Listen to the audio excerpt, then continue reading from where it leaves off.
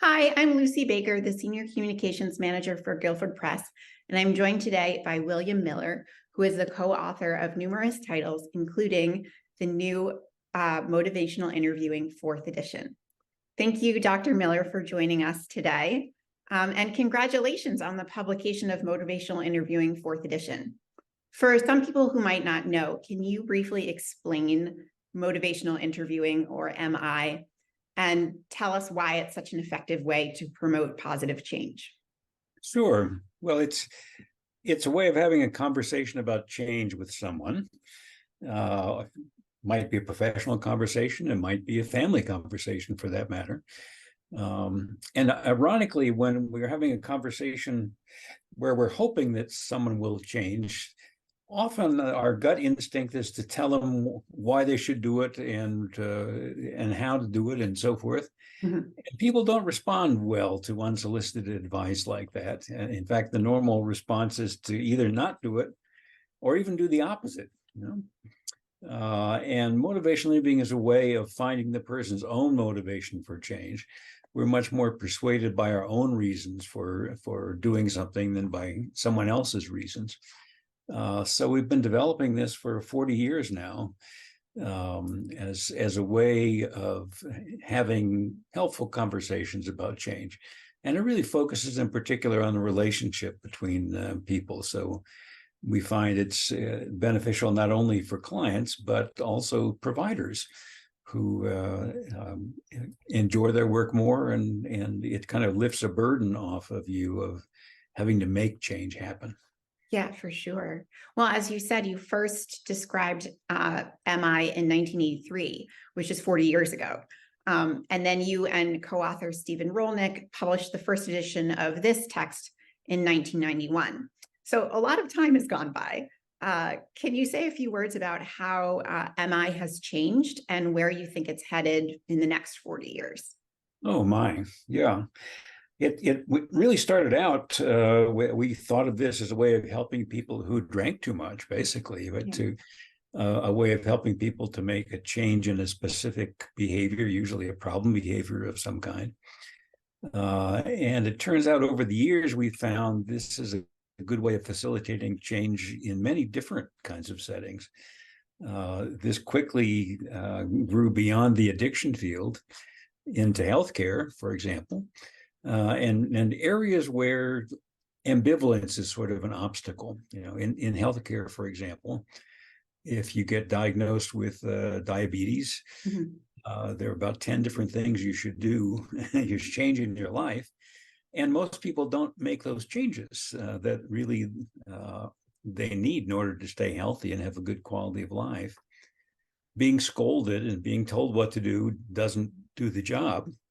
But it turns out that having this kind of conversation, even in the brief context of primary care, does.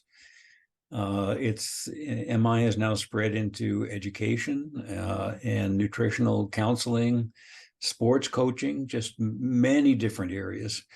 And so it's far beyond what we imagined in the beginning, and is a way not just of making discrete changes like that, but a way of being a companion to people over time, as you are when you're a mentor or a teacher or a coach. It's a relationship over time to help the person to change and grow. And so that's certainly a significant change. There are more than 2,000 controlled trials in the literature now, which just astonishes me, in so many different fields beyond anything that we had imagined in the beginning. And it just seems to be a method that people recognize and say, this is the way I want to work with people. No. Yeah, I mean, I completely understand why it's grown so much. It's so effective and important. This in the preface to this 4th edition, which I should mention is almost entirely new, you write that the first 3 editions of motivational interviewing grew in size and complexity. We could now write a still larger and more complicated 4th edition, but you were drawn instead towards this notion of simplicity. What do you mean by this? How is this 4th edition simpler? Yeah, we were looking for a simplicity on the far side of complexity. Once you've gotten deep into something, and we have certainly gotten deep into this topic with all the research that has happened, sometimes you can then begin to explain it more simply. You can then begin to say, well, here's the real essence of it, you know. Right. So rather than making a bigger book, and there were thousands more studies to talk about in the 10 years since the third edition. What we were looking for is a way of describing this more in everyday language, beyond the jargon of psychotherapy, which is where it grew up in the first place. And knowing we were writing for a much broader range of helping professions than where we began.